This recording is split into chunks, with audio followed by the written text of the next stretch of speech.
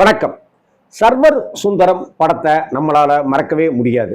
நாகேஷ் அவர்கள் அந்த கதாபாத்திரத்துல நடிச்சிருப்பாரு. அதாவது சர்வர் சுந்தரமா நடிச்சிருப்பாரு.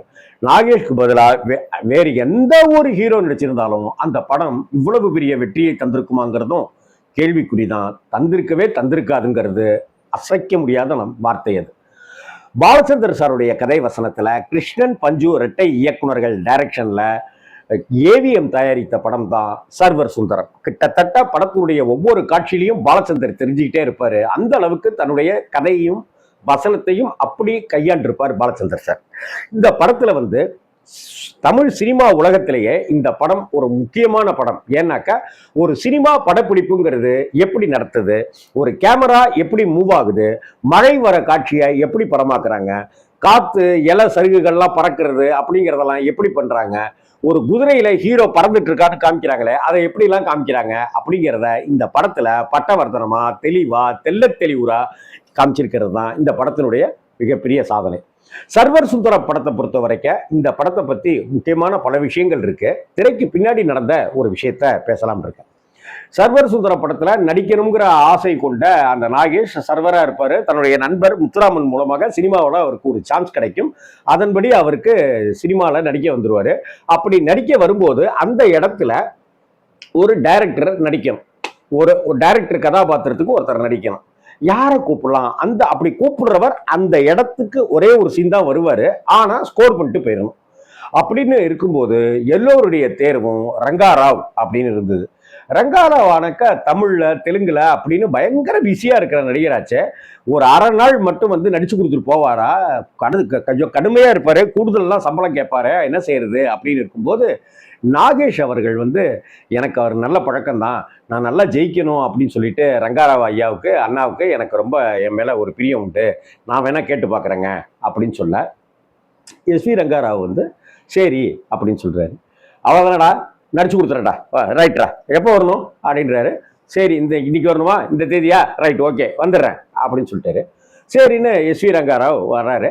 அந்த அரை நாள் காட்சி தான். அந்த காட்சியை நடிக்கிறாரு. டைரக்டரா நடிச்சிருப்பாரு, நடிகையா மனோரமா நடிச்சிருப்பாங்க, நடிகரா இவர் நடிச்சிருப்பாரு. அந்த காட்சியை அமர்க்கலம் பண்ணக்கூடிய ஒரு காட்சியா இருக்கும். டைரக்டர் சார் எங்கன்னு சொல்லிட்டு தேடிட்டு ஒரு சேர் மேல ஏறி டொப்புன்னு விழுவாரு. அதெல்லாம் நாகேஷால மட்டும்தான் சாத்தியம். அப்ப அந்த கதாபாத்திரத்துல பரபரப்பெல்லாம் ரங்காராவ் நடிச்சிட்டாரு. நடிச்சு முடிச்ச உடனே என்னதான் இருந்தாலும் ஒரு பெரிய நடிகராச்சு, ஒரு அரை நாள் நமக்கு நடிச்சு கொடுத்துருக்காரு, ஒரு தொகையை உங்களுக்கு கொடுக்கலாம் அப்படின்னு சொல்லிட்டு தயாரிப்பு தரப்புல பேசி நாகேஷ் அவர்கள் கிட்டயே அந்த கவரை கொடுத்து நீயே கொடுத்துருங்களேன் அப்படின்னு சொல்ல அந்த கவர்ல ஒரு குறிப்பிட்ட தொகை, அந்த தொகையை வச்சு சார் நீங்க நடிச்சதுக்கு அப்படின்னா, என்னடா இன்னத்தான் நடிச்சுட்டேன் நான், இதெல்லாம் அசிங்கப்படுத்தாதே போடா அப்படின்னு ரங்காராவ் சொல்லிட்டார். இல்லை, ஒரு சின்னதாக தான் கொடுத்துருக்கோம், நாங்கள் சின்னதாகவும் கொடுக்க வேணாம், பெருசாகவும் கொடுக்க வேணாம், எடுத்துட்டு போடா, நீ நல்லா இருக்கணும், நீ பெரிய ஆளாக வரணும், இந்த படத்தில் நான் ஒரு சீன் நடிக்கணும்னு கூப்பிட்டா நான் வந்திருக்கேன், நான் நடிச்சு கொடுத்துட்டேன், அவ்வளோதான், இதுக்கு காசு பணமாக கேட்டு நான் வந்தேன், நான் பொன்முடுவார் ஆஸ்கல் அப்படின்னு தனக்கே உரிய அந்த வேகமாக பேசுகிற பாணியிலேயே எஸ்வி ரங்காராவ் நாகேஷ்ட பேசியிருக்காரு.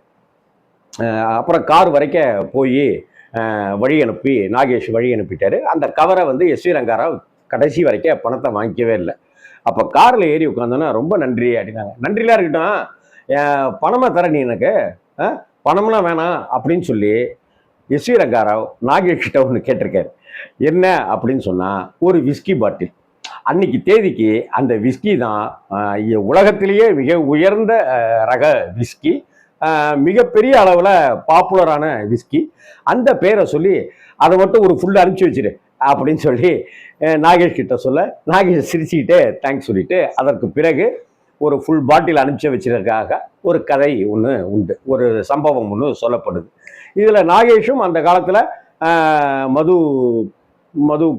மது பிரியராக இருந்திருக்காரு, எஸ்வி ரங்காராவும் அப்படி மது பிரியராக இருந்திருக்காருங்கிறதெல்லாம் இதன் மூலமா நமக்கு தெரிய வரலாம். இருந்தாலும் கூட நாகேஷ் அவர்களுக்காக இந்த படத்துல ஏவிஎம் நிறுவனம் தானே, பிரம்மாண்டமான நிறுவனம் தானே, காசு வாங்கிக்கலாம் அப்படின்ட்டுலாம் நினைக்காம சொன்ன சொல் காப்பாற்றி அந்த காட்சியை இன்னைக்கும் பாருங்க. அந்த ஒரு காட்சியை எஸ்வி ரங்காராவை தவிர வேற யார் நடிச்சிருந்தாலும் அந்த காட்சி அப்படி வசந்து வந்திருக்காரு. அந்த அளவுக்கு ரங்காராவ் அவர்கள் அவர் ஒரு நடிப்பு ராட்சசம். நடிப்பு அரக்கன் அப்படின்னு தான் சொல்லணும். சர்வர் சுந்தரம் பற்றி நினைக்கும் போது திரைக்கு பின்னாடி நடந்த இந்த விஷயத்தை என்னால் குறிப்பிடாமல் இருக்க முடியல. அதான் உங்க கூட ஷேர் பண்ணிக்கணும்னு ஆசைப்பட்டேன். வணக்கம்.